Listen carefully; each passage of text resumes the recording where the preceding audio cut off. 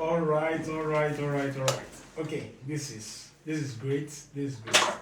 Okay, to everyone who is watching us, on Instagram, wherever you're watching us live right now, you know who we are with. You can see the person on the screen.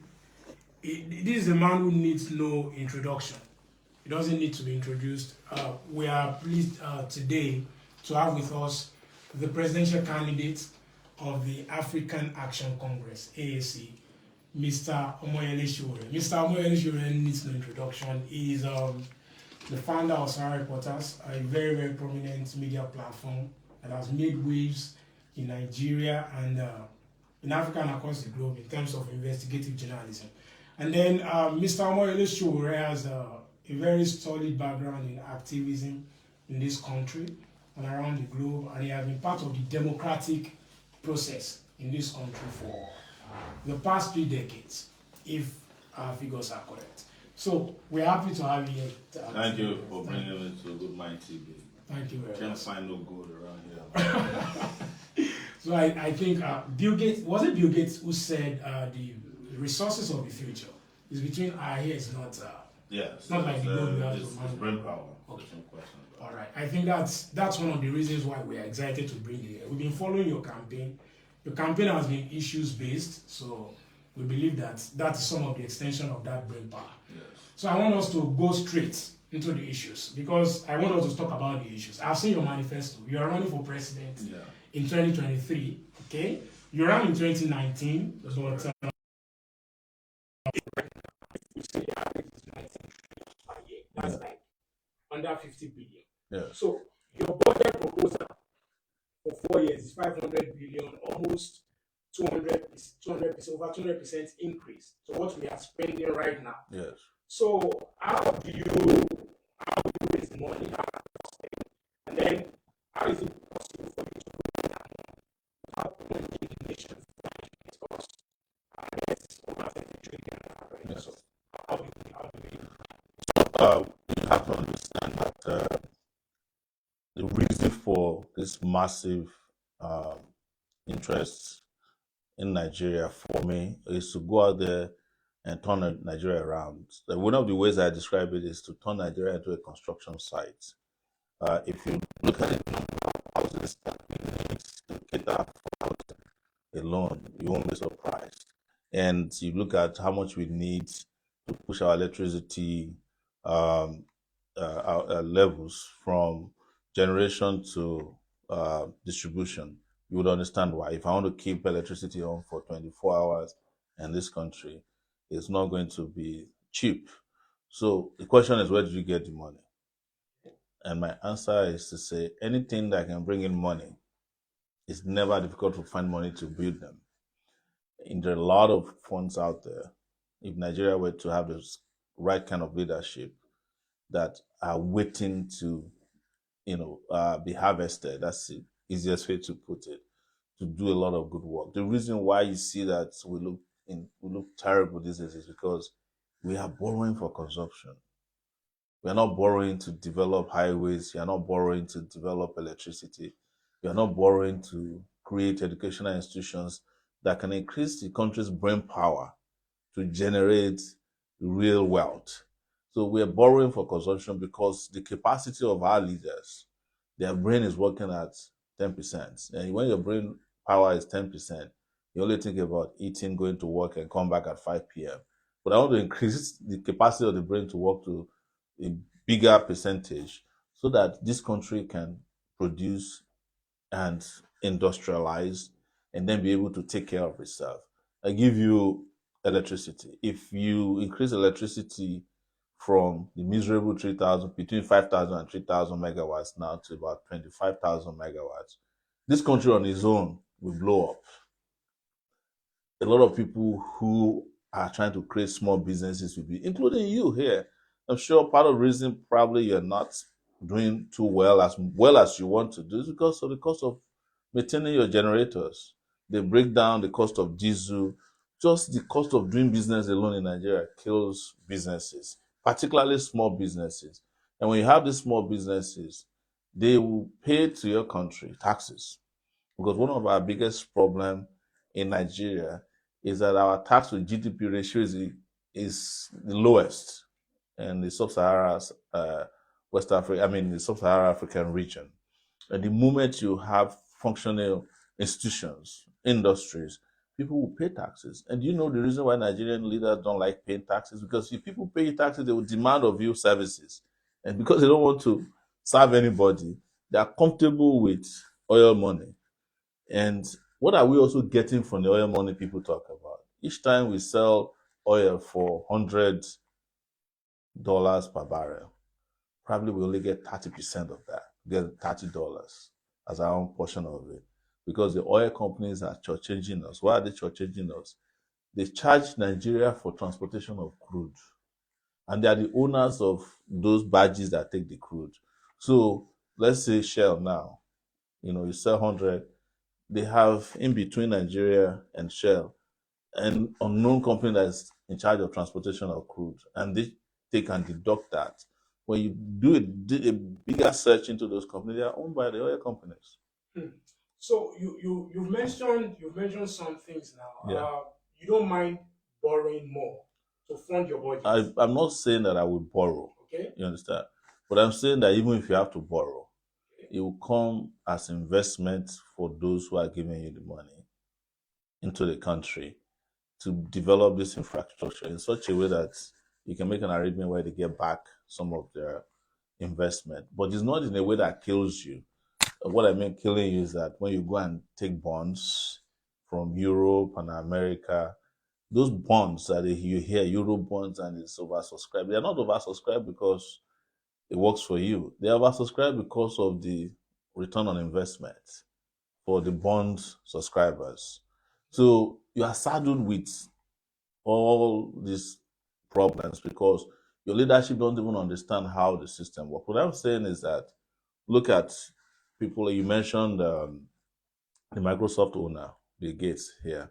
He was in Nigeria at the time to invest in healthcare. He ran away because they were just fleecing him. Yes, he said it. He said, look, I don't know how I can keep throwing money into the basket here. So many others have left like that. What about the companies, industries that left Nigeria to go to Ghana? Your banking industry has its backbone for their internet backbone in Ghana because there's no electricity to even keep their computers working. So I'm saying if you do all the right things, depending on what you're investing in first and how transparent your investments are and how great your leaders are, some monies will come even in form of grants to invest in education, for instance. All the monies that goes to Ghana, Rwanda, because they seem to have better leadership than Nigeria, will come to Nigeria. Even conferences, tourism, a lot of things will bring in. Even Nigerians who are in the diaspora, if they have a leadership they can trust, they will come and invest here.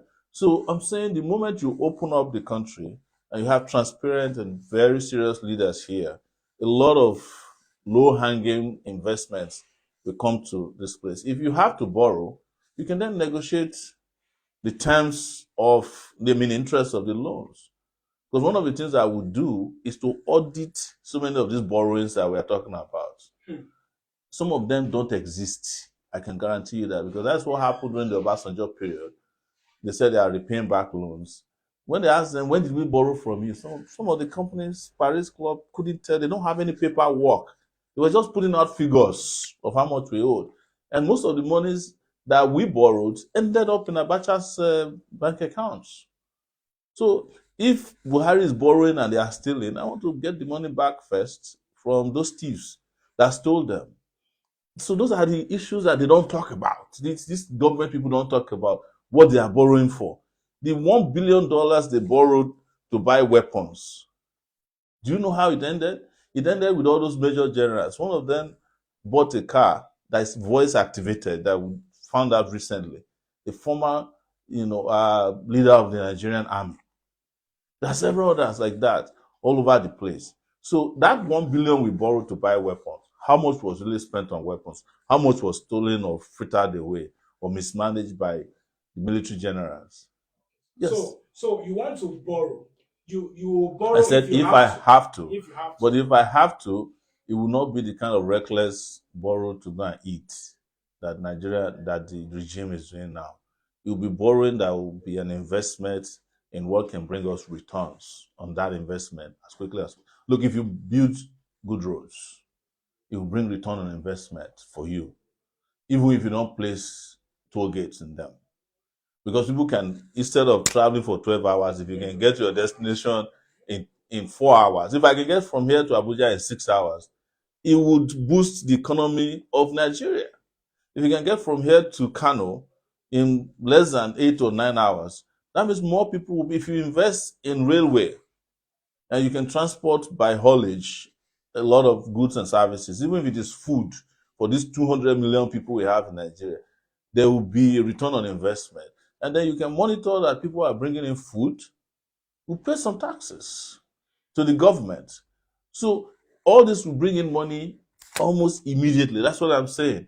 And I know that there are some of their face tell you that no, Sowore is not talking about micro and macro economics. I know macro and microeconomics, but I don't want to use it to deceive our people as a means of obfuscating issues affecting development. I'm a development economist, so to speak. I'm about development, and I'm not about corporate welfare. I'm not about socialism for the poor, and I'm a capitalism for the education. They don't deserve free healthcare. They don't deserve anything. But when it's time of the rich, you give them everything they need, including what they don't even need. Okay, Yes. okay. So I've seen the picture you've painted here. Yes. We have a picture where the current crop of leadership, according to what you painted, Yeah. they cannot be trusted. Now, recently, I don't need to tell you that. Recently, the candidate, because he's a hot topic right now, Yeah. the candidate of the Labour Party presidential candidate. Yes. Sorry, he said during an interview with Arise TV, I think it was the interview he did before you went there the last time. Yes. He said that he was asked that his manifesto and his agenda seemed to rhyme with that of the PDP candidate, Atiku Abubakar. So he said that that was not the only thing there, but that all the candidates are promising the same thing. All the candidates are trying to move Nigeria towards the same place. But what is needed is who can we trust? That is the question. Mm-hmm. So talking about trust now, you have been, some people they call them career politicians. Some people call you a career. You've not been a governor before. So can Nigerians trust Sowore? Because you are making election promises. Yes. The PDP is making election promises. Mm-hmm. Same with the APC, Labour Party, everyone. So can we trust you? What is special about Mr. Sowore that gives you the pedigree of trust over the other candidates? Integrity, number one. Okay. And integrity that lasted for 33 years by next year is no joke. I entered the university at the age of 18, University of Lagos. There's nobody out there who encountered me, who knew me, who would tell you that I did anything shady in my life. Some of them were only in government for 8 years. They've stolen half of the states. Second is that records. War, when I was a young person, democracy. That was the most important thing. We weren't even asking for economic development at that time. Nobody was asking for roads. We just wanted the military to be kicked out of power so that we can have control over who we choose as our leaders. I was one of the foot soldiers who fought for that. And I was never compromised. I was sent to jail. I never apologized to anybody. I was expelled from the university. I never apologized to anybody. I was almost killed. I never stopped till today. So when people say to you, oh, you should go to local government, they are revealing to you their internalized oppression. Is what they And Nigeria does that to people. Nigeria would make you see a PhD holder and you tell the person to go and be driving Dangote trucks. And then it will give your country. There's dignity in labor. Yes, well, that's true. But then you will give the leadership of your country to people who don't have WAEC. That's what the Nigerian elite has done to the psyche of an average Nigerian. So that's why they look at you and say, hey, why don't you go to local government? Because they've ruined our self-esteem. Even some of the people who are saying you should go to local government are themselves qualified to be president better than the people who are managing the country. So many of them are qualified to be governors of their state. But they would rather be special assistants. Some of them are just Facebook data boys for governors. They don't even get to work for the governor. They work for somebody else who's working for the governor. You know, there are people who have master's degree and they are special assistant to special assistants. That's what Nigeria has done to so many people. So we don't blame them. I won't victim blame anybody who says, so why don't you? But what I've told people is that that's not the issue. The issue is trust. And I'm saying is that place everybody who is running today on trust quotient. Because who amongst them can you trust, you know, with the management of a group, a management of even a WhatsApp admin? Yes. How many of them can you trust with it? So many of them don't even know how to use phones if they are not taught some of the features on the phone. So how do you trust such people with a modern economy, a modernized state, and all these great modern young people who are thinking digitally? You place their future and the ideals in the hands of people who live in the analog era. It is part of why you are getting some of the responses. You are getting the manipulation and the destruction of their destiny that has led us to some of these questions that we're asking.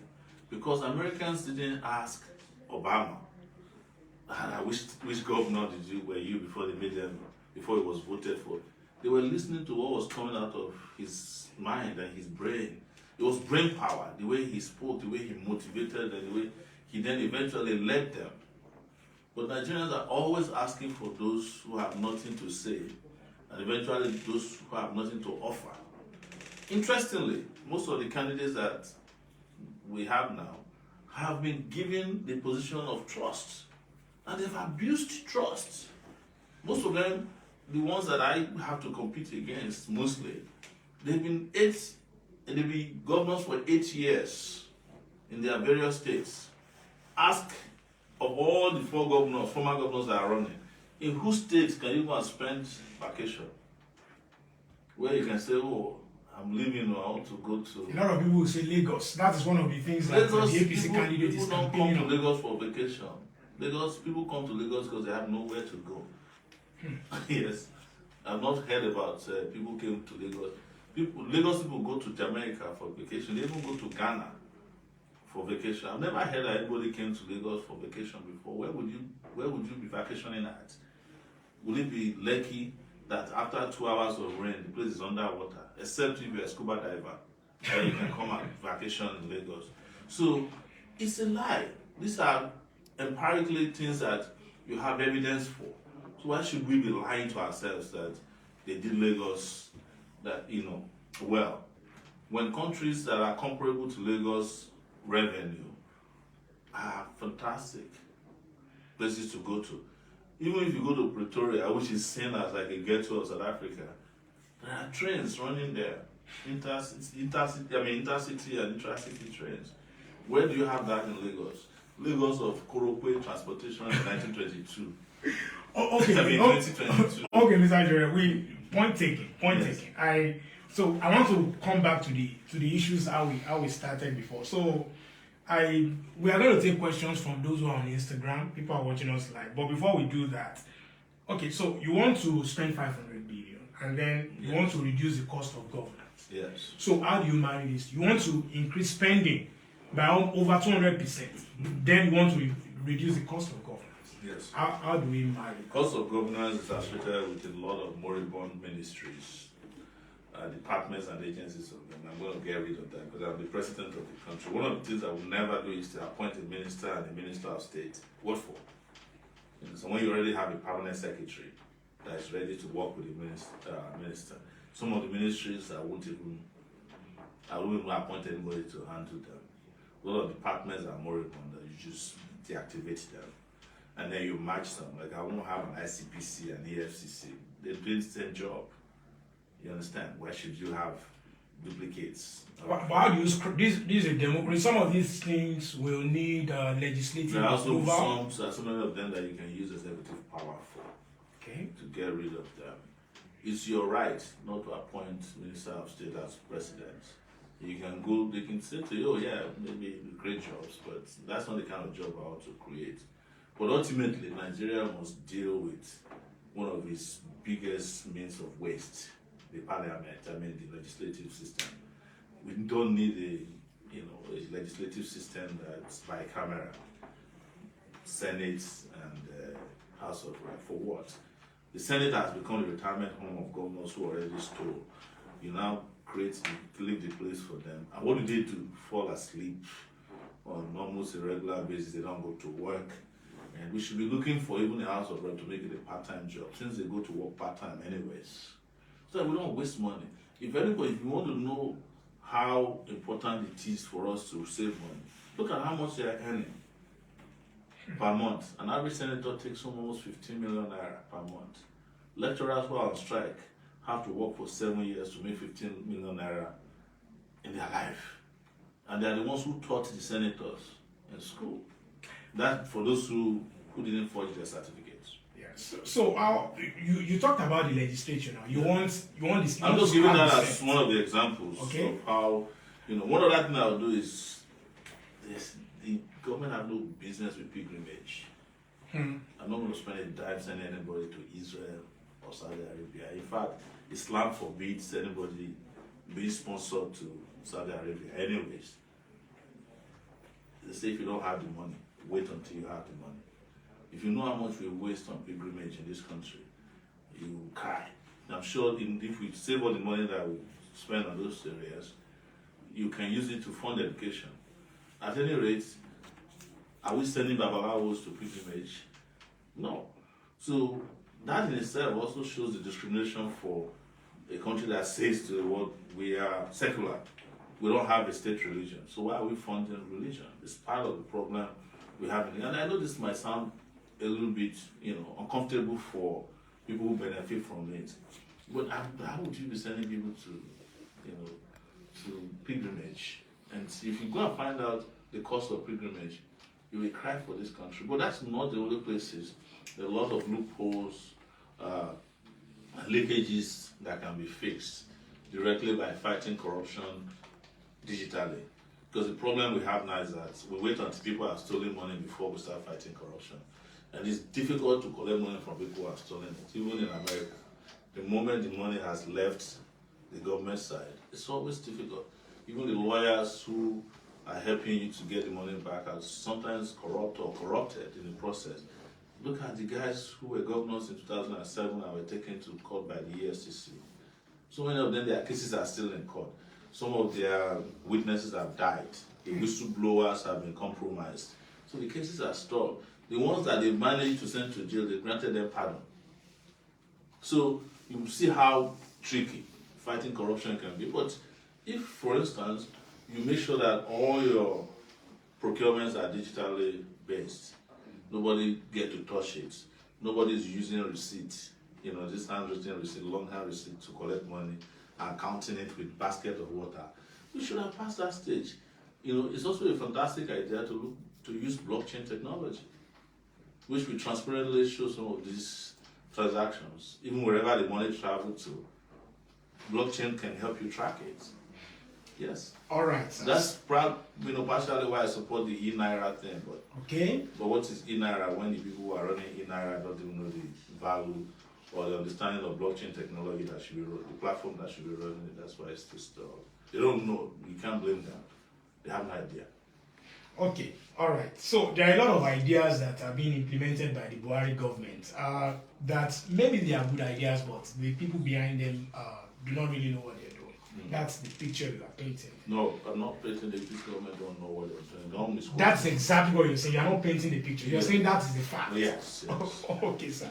Okay, I get that. Let's move to energy. You mentioned about the fact that we need to boost this economy. We need to generate can't escape power. it now. There has never been an industrial revolution anywhere in the world without energy. All right. So the world is trying to move to renewable energy. Absolutely. Now, we are not talking about extending the current coal. We're not talking about adding to what exists. No, but you must also understand that some of what exists now is also renewable.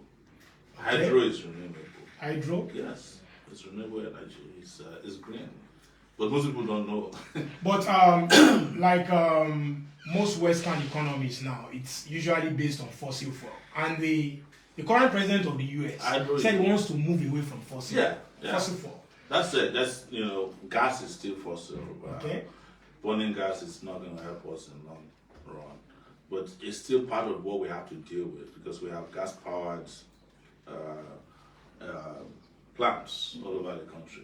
The US is not going to get rid of nuclear plants just like that, even though they are deactivating them now, because some of them say have lifespan and until they get it right on the renewable side. So, even coal, the transition they made in coal was not to abandon coal, it was to create a clean coal technology that makes coal cleaner than it used to be. But look at solar. We've got plenty of sunshine. Even countries that have no sunshine more than a certain number of hours, they are doing so well. Imagine if you turn, forest where Boko Haram is in Sambisa forest. If you turn it into a solar farm, we can generate over 4,000 megawatts of electricity from there. But then another thing is it sustainable to move away entirely from fossil, or what we're going to have a hybrid system? That's the reason why I said to you that the transition to renewable is that it renews itself, right? Without you, like if you burn gas, you can't bring it back. But gas is also still a major player in the energy sector. And considering that we have huge reserves of gas, Golden Land alone, we have over 6.3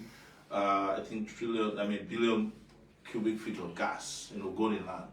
Not touched because we still have crisis between the Ogoni people and our energy sector, the petroleum sector.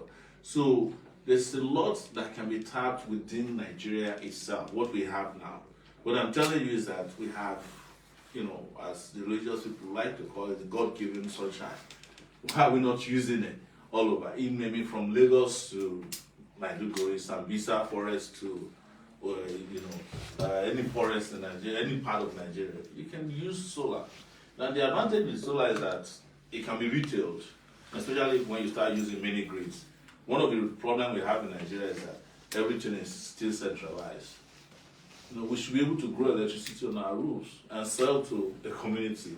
If I have more, I'll sell into a small grid to generate electricity in my estate or in a part of Lagos. And it will encourage a lot more people to grow electricity on their roof. Okay, the Senator John Kerry was in Nigeria recently, met with the Vice President, Yemi Osinbajo. Nigeria is going to be signatory to a global climate treaty.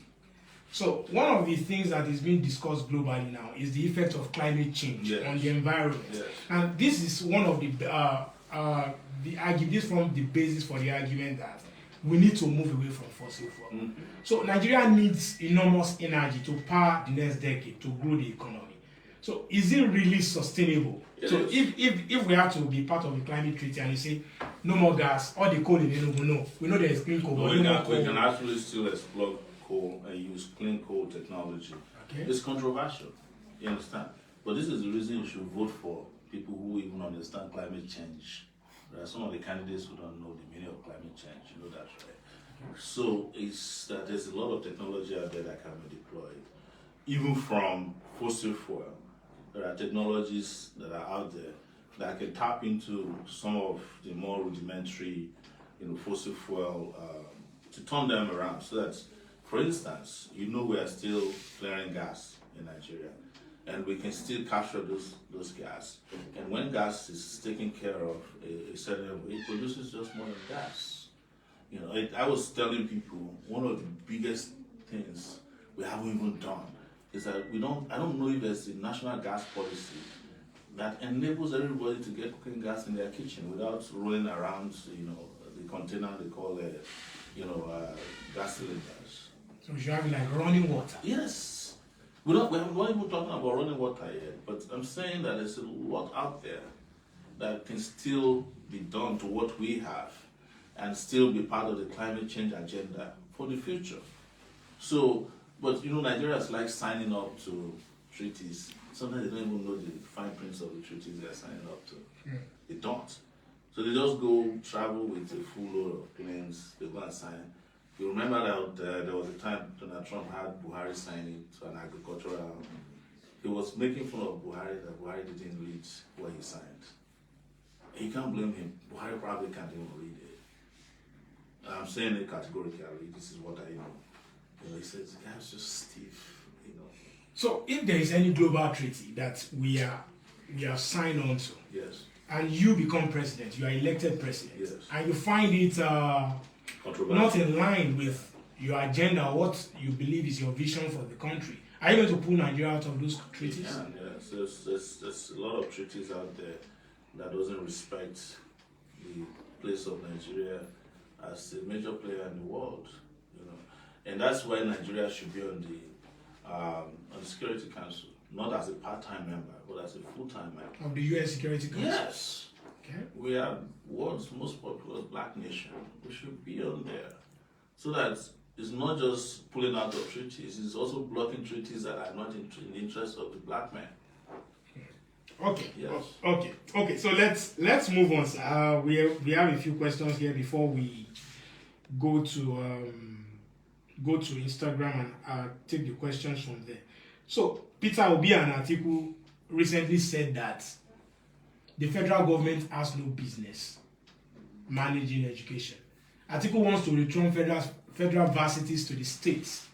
Peter Obi wants the federal government to answer. Is that a policy you subscribe to? No, I don't. Why not? Because education is just too important to be left in the hands of people who are not interested in investing in that. I would make education so important from primary to tertiary level, such that the deductions for the education sector will be made a source. Anytime you want to invest in it. Let me give you an example. In 1989 and 1990, when I was entering the University of Lagos, we had to fight the World Bank and the IMF because they said, don't invest in education, don't pay money to people to go to school, don't give them free education. And one of the reasons I was interested in it was that in 1980, my village in Ondo State only produces 6, not graduates though, secondary school entrance. Because of the secondary school exam, you have to go to another place. But then Obafemi Awolowo free education policy came. 450 people came out of the bush. That's the way I like to describe it, to go to secondary school. Some of them, their feet cannot fit into the sandals that were available. But they gave us books, pencils, erasers. We had such a big eraser, I can't stop telling this story. My cousin, female, when she got home, she ate up the erasers and just pour oil on it. She thought it was food. So that was how much investment they made in education, and that liberated and democratized education. So if Peter Obi did not get free education, he wouldn't have been able to get a BA. I'm sure. I know that they say his parents are rich, but I'm sure that the fact that education was cheap during his time made it possible and easier for him to go to school. He cannot compare what he spent in going to school in Nigeria at UNN and Nsukka to what he spent in sending his kids to school in the UK. So is it not better for it today that he was able to get his BA from a school that was cheap? When I was entering the University of Lagos, 45 naira was our school fees. 45 naira. My father couldn't even afford it. He was only able to afford 20. We had to go and borrow 25 naira. Am I not sitting in front of you today with the little education I was able to get? My education from the secondary school, one ramshackle secondary school in my village called Community High School, Kilibo, took me to Columbia University, one of the 10 best universities in the US, probably one of the best in the world. Had I not been given free education, would I be there? But most importantly, in the last 2 years, 8,000 doctors have left Nigeria to go and treat the parents of the people who said free education is bad. I'm sure some of those 8,000 doctors would not have become doctors today had we listened to the World Bank and the IMF in 1989, not to invest in education. Now, those guys are going to be helping out their own economies to get their health sector in shape. So, I would say this is why you should not vote for people who don't understand their society. The reason why Atiku is saying what he said is because when ASU went on strike during the time it was VP, they went and obtained private licenses to build their own universities, and they are fleecing, people who are going to those schools. But what happens to the children of the poor? How do we send them to school so that they don't become liability on our society, but they can also become global citizens? Do you know that it is possible, and I'm sure it has happened, that some of the schools who went to these schools we are talking about have been involved in changing the world elsewhere after they got the so-called cheap schools we went to? To invest in education means that we're investing in the future of the security of this country. Because in a country where people don't get educated, we have a security problem in the future. The 20 million kids that are out of school are potential recruits for Boko Haram, kidnappers, and as Obafemi Awolowo said, very soon, the children you refuse to invest in will become a problem to you wherever you are staying. So if you like, be staying in Lekki, Ajah, Victoria Land with tall gates. As long as you don't invest in these kids, they will find you wherever you are. Even your private university will soon be closed down by bandits, because you forgot them. You forgot that they are part of the country. There was a time Atiku's university was almost closed down because Boko Haram was approaching the university from Mubi, I think, in Adamawa State. So these are the kids that we abandoned. So they don't know what they are saying. They don't understand what it means to invest in the future of kids of any country. Every country in the world, including the US, where they claim the IMF is based and the World Bank is based, they are investing in the education of their children. They don't play with education. My kids, who are based in the US, had laptops given to them when they were still in what you call primary 6 by their schools. They give them food twice. Not only do they give them food, they give them quality food. Their schools have sick bays where if they fall sick, they are treated. Their sick bays are better than our general hospitals here in Nigeria. So they don't know what they're saying. They don't know how important it is. In the first place, where did they get money to train their own children? Is it not the money that some of them stole from Nigeria? If education is so not important, why is it that Buhari didn't go to school, send all his children to go to the best schools in the UK, and Atiku, and even Peter Obi and the rest of them? Why do they send them to good schools? Why don't they send them to the schools that they claim they invested in? Yes. All right. That was quite elaborate. The next question, I just want us to keep wrapping this to keep up the pace. So, how do you want to tackle? Let's leave that. Let's go to if you are elected president. If Nigerians. When I'm elected president, I prefer that way. Okay, you prefer when? Yes. Okay, sir. Okay, it's a matter of time. So, what plan do you have for political prisoners? Somebody like Nnamdi Kanu, some journalists and activists who are in detention, even those who have been arrested on plausible basis of maybe crimes committed, who are being held by the DSS. Are you going to release Nnamdi Kanu if you become president? Oh yes. I tried to visit him like a week ago, and I was denied visitation rights in here. We don't need to have political prisoners under a democratic system. Those people are being held against their will for asking for their rights. I've known Kanu for a while now. I met him physically in 2019 in New York City. I spoke to him extensively. What are the problems? He told me about it. I'm not going to disclose them here. But some of these problems are very, very easy to solve because they are based on justice. Some of the agitators just want a country that works for them. And when it's not working, they want to figure out whether if they break it apart, they can survive in their own part of the country. I am a Pan-Africanist. I've said this many times. It's not an appellation. It's my conviction, my internal belief. And that is that Africa itself should be one country so that we can compete against the US, Canada, and the rest of them, China, who are world leaders, powerful powers, major world powers, because of their population. The reason why China is doing so well is largely because of their population. They don't have oil, they don't have copper, but their population and the power of that population is what is delivering the power, the global power they have to them. The same thing with India. And they're now predicting that Nigeria will probably have more people than the US by 2050. We should be preparing for that. We should be world power based on our population, but it involves a population that has brain power. That's why education is very, very important for me as a person. Because I want to see these Nigerians take over the world. Not as aliens, but as brilliant people who, and already Nigerians are all over the world doing very well for themselves. But this place is darkness. You can never do well in a country that is managed the way it is. There are some Nigerians that after 2 weeks of living in Nigeria, they start sending pictures to us. We would think that they've gone to the moon. Suddenly their skin is fresh. They're doing very well. They bought a car. They own homes in a year. And then the rest of us now start thinking about Japa. Yeah. So because the opportunities are there when they arrive. I'm not saying leave this country. I think it's one of the best countries in the world if it's properly managed. The rest of the world want to come here. Not the rest of us want to live here.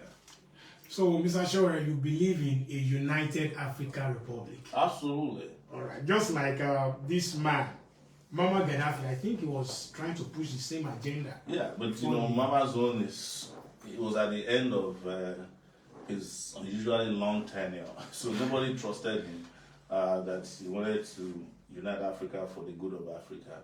But this, of course, you could also see the way he was pursued, that somebody is afraid of a united Africa.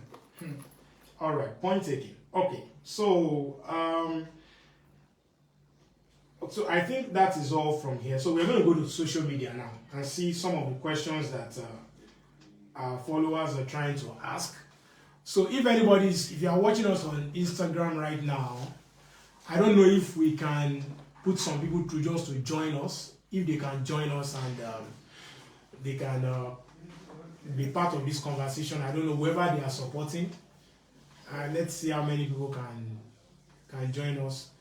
Viewers at home, we have here the presidential candidate of the African Action Congress, Mr. Omoyele Sowore. If you have been following the show, you know he has said a lot. So if you have anything to say, please, just tell us your name. You can ask him, so we can relay the question to him. Be very brief. Okay, go ahead, sir. My name is Olakunle Tipsy. Okay. I'm calling from South Africa. Okay. I'm calling from South Africa. Okay, go ahead, please. Good afternoon. Good afternoon, Your Excellency. Good afternoon. I don't like the word excellency because these guys are not excellent people. The people who bear that useless appellation. Yes, thank you. Yeah, I'm one of your fans. Okay, please go ahead with your question. He can hear you. Good afternoon. I live in South Africa. I just want to. Oh, we lost him. Oh, I think. It's the connection is. It's bad. The connection is bad. Maybe when we have a united African Republic, we have a super solid internet connection. UAR. Oh, are you still there? Oh, the connection is bad. I think we have to let him go. I think we have to let him go. Let me see. Okay, let's see if some people drop questions on the thread. So we are hitting the home run right now. Yeah. I think we are almost done with what we are doing here. We are hitting the home run right now. Okay, so Mr. Sowore,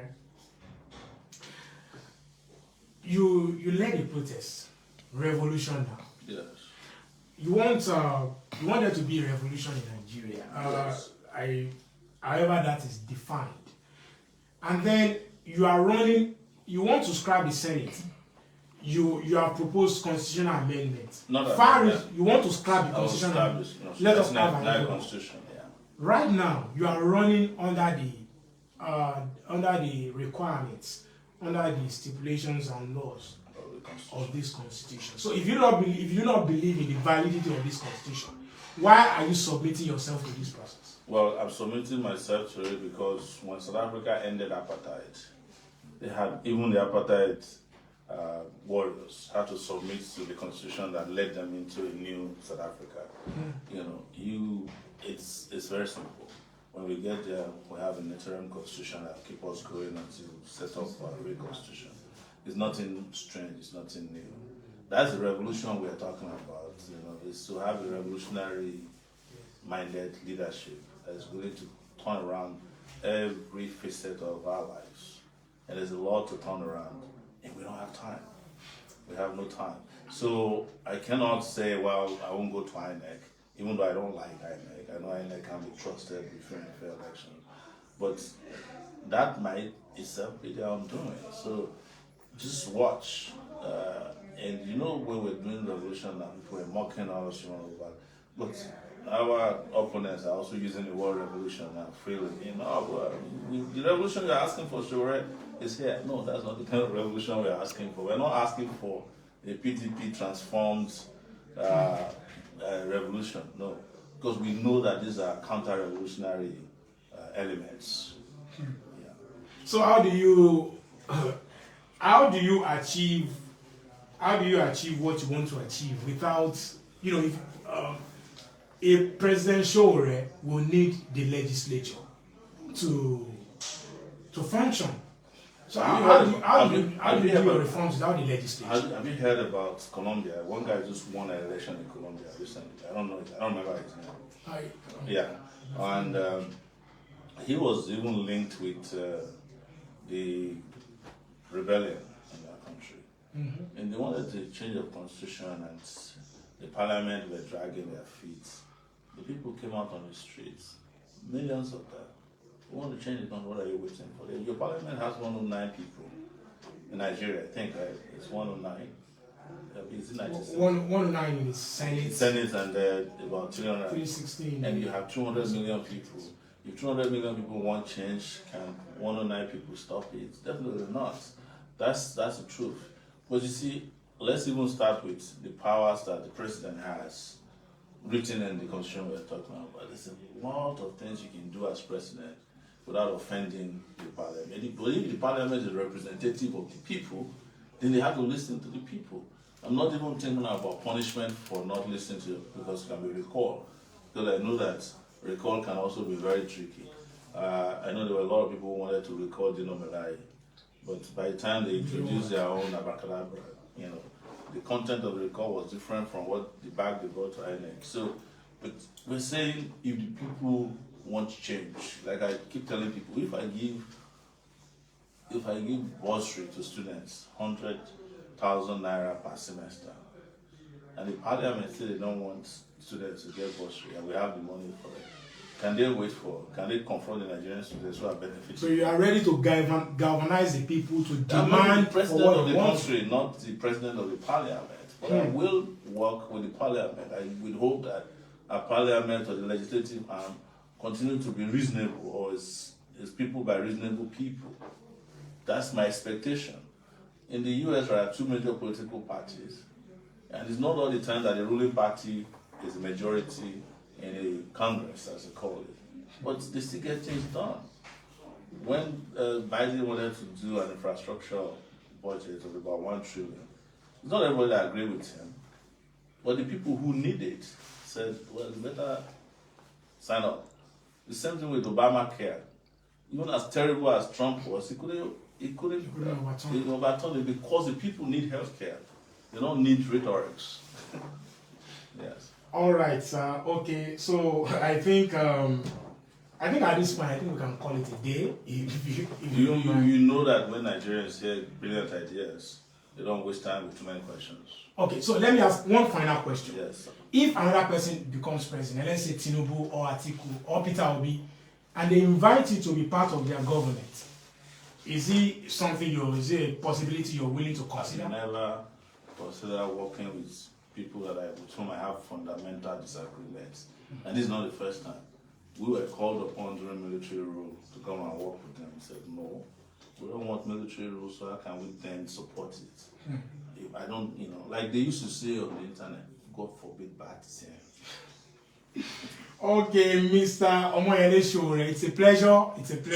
We are very, very happy to have you here. GoldMyne Politics, that's what we call our political show. Yeah. We do it every Tuesday, 8:30 p.m. So, And I hope you guys are able to get some of the candidates in here. honestly, we are hoping so. So, we want Yes. to throw this challenge out there. Start Tinubu, with, yes. Atiku, Emi ló kàn. Peter Obi. Emi ló kàn, ìwọ ló kàn. Peter